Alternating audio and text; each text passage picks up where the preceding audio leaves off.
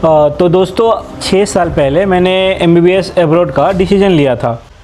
Ukraine गया, सब कुछ सही चल रहा था वहाँ, फिर अचानक वार स्टार्ट हो गई।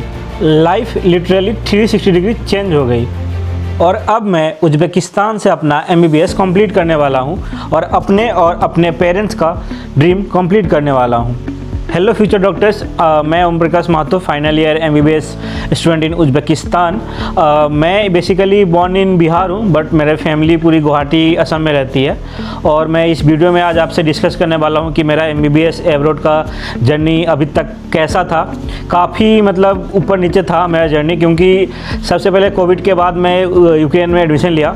फिर वहाँ पे कुछ दिन पढ़ने के बाद वहाँ पे रशिया यूक्रेन की वार स्टार्ट हो गई। वहाँ से हम कैसे आए, कैसे फिर हमारा जर्नी रीस्टार्ट हुआ, तो सब कुछ इस वीडियो में डिस्कस करेंगे। तो होप करते हैं वीडियो आप एंड तक देखना। तो दोस्तों सबसे पहले हम डिस्कस करते हैं कि मैंने यूक्रेन ही क्यों सिलेक्ट किया। तो दोस्तों जब हमारा नीट का एग्ज़ाम हुआ 2020 में, तब मैं काफ़ी सारे ऑप्शंस को एक्सप्लोर कर रहा था। जैसे कि मैंने जब रिसर्च कर रहा था तो काफ़ी सारी कंट्रीज़ का मैंने देखा, जैसे कि रशिया हो गया, यूक्रेन हो गया, फिलीपींस हो गया। और तब उज़्बेकिस्तान इमर्ज हो रहा था। उस ईयर से ही उज़्बेकिस्तान में इंडियन बच्चों के लिए एडमिशन ओपन हुआ था। तो लेकिन मेरे बजट में और मेरे रिसर्च के हिसाब से मैंने यूक्रेन सिलेक्ट किया, क्योंकि मेरे बजट में तब वही आ रहा था और उज़्बेकिस्तान तब न्यू था, कोई ओल्ड बैचेस थे नहीं यहाँ पे। तो मैंने यूक्रेन सिलेक्ट किया। लेकिन दोस्तों डेस्टिनी कुछ और ही था। गॉड ने जो लिखा था मेरे नसीब में वही था। मुझे उज़्बेकिस्तान ही आना पड़ा और उज़्बेकिस्तान में अपना डिग्री अब मैं ख़त्म करने वाला हूँ। तो दोस्तों अब डिस्कस करते हैं और बात करते हैं मेरी लाइफ कैसी थी यूक्रेन में। मेरी 1.5-2 साल वहाँ पे काफ़ी अच्छी थी। मेरे न्यू फ्रेंड्स बने जो अभी भी मेरे साथ है। मेरे यहाँ पे बैचमेट्स हैं, मेरे साथ काफ़ी सारे फ्रेंड्स हम उज़्बेकिस्तान ही ट्रांसफ़र लिए थे। और वहाँ पे काफ़ी अच्छे हमें सीनियर्स भी मिले जो हर कदम पे हमारी हेल्प करते थे। अभी भी हम उनसे टच में हैं, जो भी अपना आगे का डिग्री परस्यू कर रहे हैं। और दोस्तों यूक्रेन से एक और अच्छा मेमोरी था कि यूक्रेन में जब हम गए थे वहाँ बहुत ही ज़्यादा हेवी स्नो होता था। मतलब पूरा घुटने तक पूरा स्नो भर जाता था और -20 डिग्री सेल्सियस में क्लास जाने का वो अलग ही एक्सपीरियंस होता था। ठंड तो लगती थी, लेकिन दोस्तों के साथ ऐसे मस्ती में जाने का अलग ही मज़ा आता था। तो दोस्तों भले ही मैं कहीं भी रहूं, लेकिन यूक्रेन के लिए हमेशा ही दिल में एक सॉफ्ट कॉर्नर रहेगा, क्योंकि यूक्रेन ने मुझे बहुत कुछ सिखाया। लाइक मुझे इंडिपेंडेंट बनना सिखाया और मेरा डॉक्टर बनने का सपना यूक्रेन से स्टार्ट हुआ था। तो उसके लिए हमेशा ही यूक्रेन हमारे दिल में एक रहेगा और सॉफ्ट कॉर्नर रहेगा यूक्रेन के लिए। फिर 2022 आया और रशिया ने यूक्रेन पे अचानक से अटैक कर दिया और वहाँ पे सब कुछ ओवरनाइट चेंज हो गया। साइरेंस, न्यूज़, पैनिक, सारे स्टूडेंट्स टेंशन में थे कि उनका फ्यूचर सेफ है कि नहीं। एंड वार बढ़ा तो हम घर वापस कैसे जाएंगे। धीरे धीरे मतलब वार की इंटेंसिटी और बढ़ गई और बच्चे पूरे और ज़्यादा पैनिक करने लगे। पूरी सिटी में हमेशा ही सायरन बजने लगती थी और प्लस शाम होते ही वहाँ पे पूरा डार्क कर दिया जाता था, क्योंकि कोई ड्रोन्स वगैरह ना आ जाए। फिर देखते देखते वार और भी ज़्यादा बढ़ गया और घर वाले और ज़्यादा पैनिक करने लगे, क्योंकि न्यूज़ में वार जितना हो रहा था उससे 10 टाइम और एस्केलेट करके दिखाया जा रहा था न्यूज़ वगैरह में।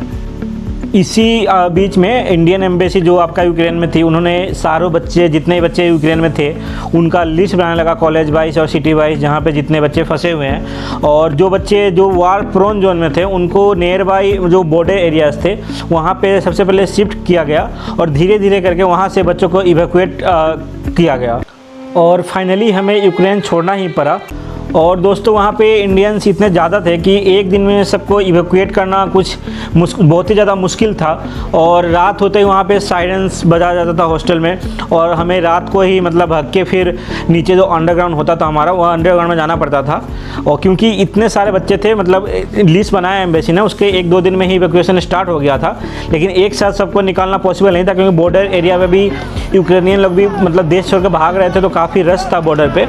तो एक एक करके सबका नंबर आया और फिर मेरा भी नंबर आया 3rd डे पे।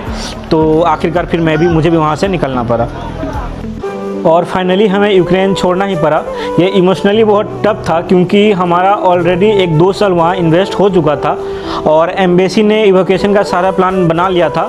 और अगले ही दिन से एम्बेसी और हमारे यूनिवर्सिटी के हेड लोग ने मिलके इवैक्यूएशन का प्लान स्टार्ट कर दिया था।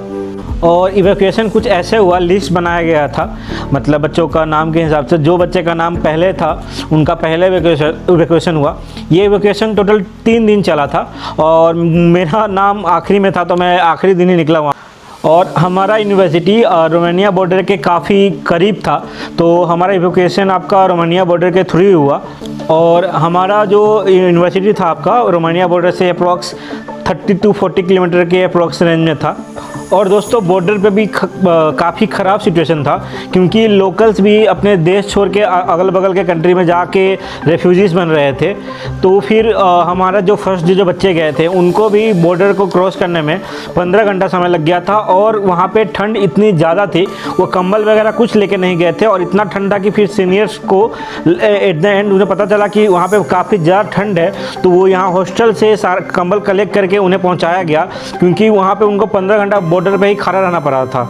हमारे सीनियर्स ने और हमारे इंडियन एक्शन सोसाइटी ने बच्चों को बॉर्डर पे खाना से लेके कंबल हर कुछ वहाँ पे रेगुलर पहुँचाते गए उन लोग, उनकी 15 घंटा कुछ ठंड में -15-20 डिग्री में काफ़ी मुश्किल हो जाता है। तो सीनियर्स ने इसका काफ़ी ध्यान रखा था कि बच्चों को वहाँ पे कुछ दिक्कत ना आए, और वो सीनियर्स को हम अभी भी दिल से रेस्पेक्ट करते हैं कि वो अपना सब कुछ लगा दिए थे बच्चों को इवैक्यूएट करने के लिए। तो फिर दोस्तों हमने रोमानिया बॉर्डर क्रॉस किया, क्योंकि हम लोग आखिरी दिन गए थे तो उतना प्रॉब्लम नहीं आया, क्योंकि पहला दूसरा दिन ही रश बहुत था, और आखिरी दिन हम आराम से बॉर्डर क्रॉस कर लिए थे।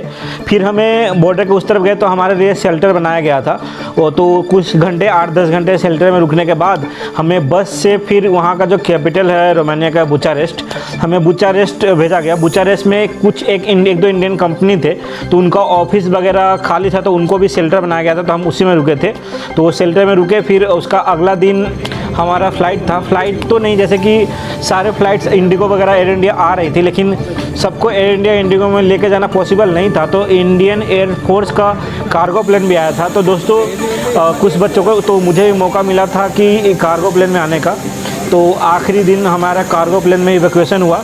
वो भी एक अलग ही एक्सपीरियंस था कि आर्मी लोग के साथ कार्गो प्लेन में आने का। दोस्तों फिर हम इंडियन एयरफोर्स के कार्गो प्लेन से हम पहुंचे आपका गाज़ियाबाद जो बेस है वहाँ पे गाज़ियाबाद बेस पे हमें वहाँ पे रोका गया, वहाँ पे इंटरव्यू वगैरह हुआ। फिर वहाँ से हमें जो पार्टिकुलर स्टेट होते हैं बच्चों का, जैसे कि मैं असम जाना था, तो मुझे असम हाउस जो होता है असम हाउस में रोका गया, और अगले दिन वहाँ से गवर्नमेंट ने ही हमारा फ़्लाइट टिकट अरेंज किया था। तो फिर अगले दिन मैं अपने घर पहुँचा, और फिर घर वालों को थोड़ा शांति मिला कि हम घर पहुंच गए शांति से। और दोस्तों कुछ बॉर्डर पे ऐसे केसेस भी आए थे जो आर्मी लोग लोकल से बदतमीजी कर रहे थे, उनसे मार पीट रहे थे। तो इंडियंस का भी 1-2 केस ऐसा आया था, क्योंकि इंडियन भी ज़्यादा रश कर रहे थे। तो इसी वजह से हमें भी, मतलब जो बच्चे फर्स्ट डे गए थे उन्होंने बोला कि ज़्यादा सामान लेके मत आना, क्योंकि हमें बॉर्डर पे जाने के लिए 6-7 किलोमीटर पैदल चलना पड़ रहा था। तो हम अपने जितने पर्सनल बिलोंगिंग्स थे सब कुछ यूक्रेन में छोड़ के आए थे, और कुछ हमने नया भी सामान लिया, तो वो सभी हमें छोड़ के आना पड़ रहा था। एंड फिर जब वार कंटिन्यू ही रहा लॉन्ग टाइम तक, तो लोगों के बीच में और भी ज़्यादा डर बैठ गया कि क्या होगा, हमारा फ्यूचर का क्या होगा। हमने ऑलरेडी 2-3 साल अपना इन्वेस्ट कर चुके हैं। तो इंडिया में कुछ स्कैमर्स लोगों ने ऐसा प्लान बनाया कि हम बच्चों को स्कैम करेंगे कि इंडिया में ही सीट दिलाएंगे, सुप्रीम कोर्ट में केस करेंगे, टेस्ट करेंगे। इसी चक्कर में कितने सारे पेरेंट्स और बच्चों ने उनको पैसे भी दे दिए। तो ऐसा स्कैम भी हुआ हमारा साथ बीच में। हेल्थ मिनिस्ट्री और एजुकेशन मिनिस्ट्री ने सीधा इनकार कर दिया कि इनको दूसरा जगह ही ट्रांसफ़र ही करना पड़ेगा, और इंडिया में कोई उपाय नहीं है।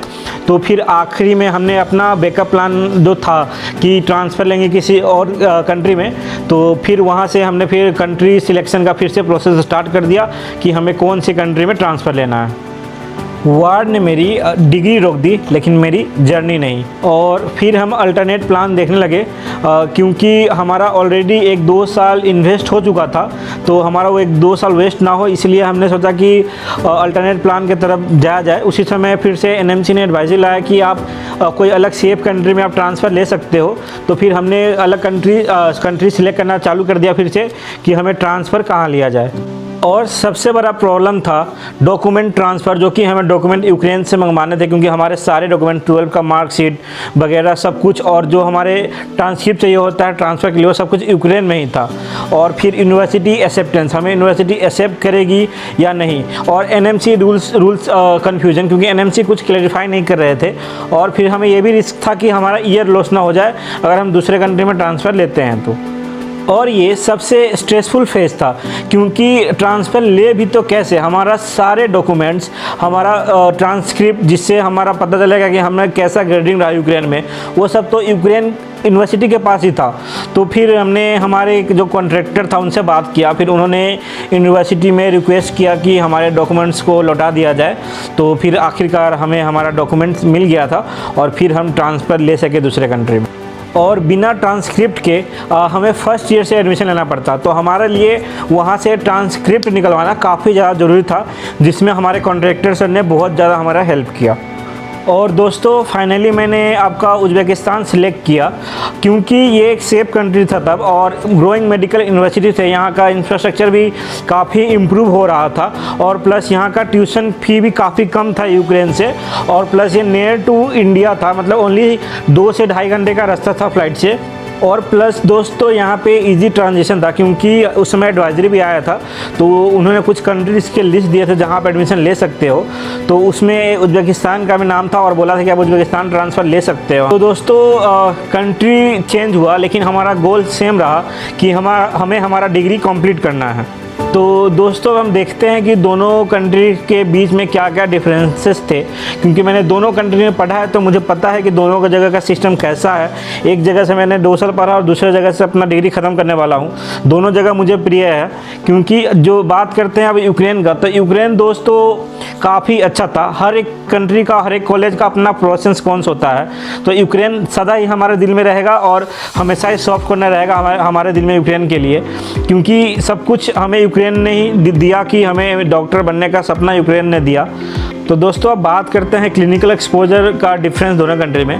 तो अकॉर्डिंग टू मी, और जो कि मैंने देखा है, तो यहाँ का क्लिनिकल एक्सपोजर अगर उज़्बेकिस्तान का बात करें तो यूक्रेन से काफ़ी सही है। यहाँ पे पेशेंट फ्लो वगैरह सही है, यहाँ पे नंबर ऑफ़ हॉस्पिटल्स ज़्यादा है हमारे यूनिवर्सिटी का। और यूक्रेन में भी हमने जो फर्स्ट सेकेंड ईयर पढ़ा, तो वहाँ पढ़ाई उढ़ाई सब कुछ सही था, लेकिन क्लिनिकल एक्सपोजर हम लोग ने सीनियर्स का देखा उतना नहीं था जितना उज़्बेकिस्तान में है अभी। और दोस्तों बात करते हैं लिविंग स्टैंडर्ड का, तो ऑब्वियसली यूक्रेन का लिविंग स्टैंडर्ड उज़्बेकिस्तान से काफ़ी ज़्यादा अच्छा था। और बात करेंगे कंपैरिजन का कि कहाँ का स्टडी मुझे ज़्यादा बेटर लगा, क्योंकि दोनों जगह मैंने देखा है, तो मुझे उज़्बेकिस्तान का थोड़ा बेटर लगता है यूक्रेन से स्टडी, क्योंकि यहाँ फर्स्ट ईयर से ही आपको हॉस्पिटल में प्लस क्लासेस लगती है, प्लस क्लिनिकल फर्स्ट ईयर से सिखाया जाता है। जबकि हम जब यूक्रेन में थे तो फर्स्ट ईयर में उतना कुछ एक्सपोजर वगैरह नहीं था। तो दोस्तों बोलते हैं जो कुछ होता है अच्छे के लिए होता है, तो अच्छा तो नहीं, लेकिन उज़्बेकिस्तान आकर भी हम रिग्रेट नहीं कर रहे हैं। और दोस्तों जब मैं 4th ईयर में गया तब मैंने अपना एक पेज स्टार्ट किया इंस्टाग्राम पे, मेटामेडिकोज नाम से। जो आप यूट्यूब पे भी वीडियो देख रहे हो उसका नाम भी मेटामेडिकोज ही है। तो धीरे धीरे मैं मतलब 4th ईयर में अपना FMG का प्रिपरेशन स्टार्ट कर दिया था। तो जो मैं पढ़ता था, जो पॉइंट्स मुझे अच्छा लगा था, जो समरी चार्ट या फिर निमोनिक वगैरह को एडिट करके मैं अपना पेज पे डालने लगा, और धीरे धीरे वो पेज भी ग्रो हो रही थी। और साथ में अभी वो पेज आपका 15,000 फॉलोअर्स कंप्लीट करने वाली है। और जब उसका 8-10 हज़ार फॉलोअर्स हो गए थे, तो हमने सोचा कि यूट्यूब चैनल भी स्टार्ट कर लेते हैं। और ये मेरा फर्स्ट ईयर से एक था कि सपना कि मैं कुछ चैनल या यूट्यूब चैनल वगैरह बनाऊंगा या फिर इंस्टाग्राम पेज बनाऊंगा। तब से ही मैंने मेटामेडिकोज नाम तभी सोच लिया था कि मेटामेडिकोज नाम से ही बनाऊंगा। और दोस्तों जब मैं 3rd-4th ईयर में था तो काफ़ी सारे हमारे जूनियर्स इंडिया से आते जा रहे थे यहाँ पे, और काफ़ी ज़्यादा ग्रोइंग था उज़्बेकिस्तान, तो काफ़ी ज़्यादा बच्चे आ रहे थे। उसी हिसाब से यहाँ पे स्कैम भी बहुत ज़्यादा बढ़ रहा था दोस्तों। तो अब हमने सोचा कि इतने सारे स्कैम हो रहे हैं, क्योंकि कंसल्टेंट लोग क्या कर रहे थे इंडिया में, बच्चे को कम पैसा बोल के फिर यहाँ आके बोल रहे थे ज़्यादा पैसा लगेगा, उनसे $2,000-3,000 एक्स्ट्रा मतलब गायब कर दे रहे थे उनका। तो हमने सोचा कि थोड़ा सा एजुकेशनल वीडियो बनाया जाए, कि बच्चों को मोटिवेट किया जाए, उनको सिखाया जाए कि एब्रॉड में एडमिशन कैसे लेते हैं। तो हमने थोड़ा अपना कंटेंट उस तरह भी रखा, और बच्चों को एडमिशन में भी हेल्प करने लगे, कि बच्चों को प्रॉपरली बिना कोई स्कैम के उनके साथ अच्छा एडमिशन हो, सही कॉलेज में उनका एडमिशन हो, जो सब कुछ NMC का रूल्स फॉलो करता हो। तो काफ़ी सारे बच्चे फिर हमसे जुड़े और हमसे बात वगैरह भी किया, तो हम भी उनका काउंसलिंग अच्छे तरह से कर सके। तो इसीलिए यूट्यूब का हमारा ये रहता है कि मोर एजुकेशनल वीडियो हम बनाते हैं, ताकि बच्चे सीखें कि कैसे एडमिशन लेना और कैसे स्कैम से बचना है। और हम ट्राई करते हैं कि बच्चे का एडमिशन कम से कम पैकेज में हो जाए, ताकि उन पे फाइनेंशियली बर्डन कम पड़े। और अगर आप भी MBBS एब्रॉड का प्लान कर रहे हो तो रिसर्च प्रॉपरली करो, क्योंकि रिसर्च करना बहुत ही ज़्यादा ज़रूरी है। प्लस अपना बैकअप प्लान भी रेडी रखो, प्लस NMC गाइडलाइन समझो। अगर आपको भी NMC गाइडलाइन समझना हो, उनका प्रॉपर PDF चाहिए हो, तो आप हमें DM कर देना, हम आपको वो PDF प्रोवाइड कर देंगे जिसमें सारा गाइडलाइन लिखा हुआ है NMC का कि कॉलेज कैसे सिलेक्ट करना है, एडमिशन कैसे लेना है। तो उसके लिए आप हमें DM कर सकते हो। तो इमोशनली स्ट्रॉन्ग रहो दोस्तों, क्योंकि ये जर्नी काफ़ी ज़्यादा अनप्रेडिक्टेबल हो सकती है। तो दोस्तों इस जर्नी ने मुझे 3 चीज़ सिखाई कि लाइफ अनप्रेडिक्टेबल हो सकता है और एडप्ट करना सबसे इम्पोर्टेंट स्किल है, और अगर आप कंसिस्टेंट हो तो अपनी स्टोरी को आप खुद पावरफुल बना सकते हो। तो दोस्तों ये था मेरा जर्नी, मतलब मैंने पहले यूक्रेन गया, फिर उज़्बेकिस्तान में अभी डिग्री ख़त्म करने वाला हूँ। तो काफ़ी मतलब स्ट्रेसफुल जर्नी रहा है मेरा अभी तक का। अगर आपको भी दोस्तों MBBS एब्रॉड का कोई भी इंसाइट जानना हो, क्योंकि अब 2 कंट्री का एक्सपीरियंस हो चुका है, तो आप हमें DM कर सकते हो MBBS एब्रॉड के बारे में डिस्कस करने के लिए। आपके लिए MBBS एब्रॉड सही है कि नहीं है, भी तो कौन सी कंट्री आपके लिए सही है, कहाँ आपका एडमिशन लेना चाहिए, कैसे एडमिशन लेना चाहिए, तो उसके लिए आप हमें DM कर सकते हो। तो दोस्तों इस वीडियो में इतना ही, मिलते हैं आपसे अगले वीडियो में।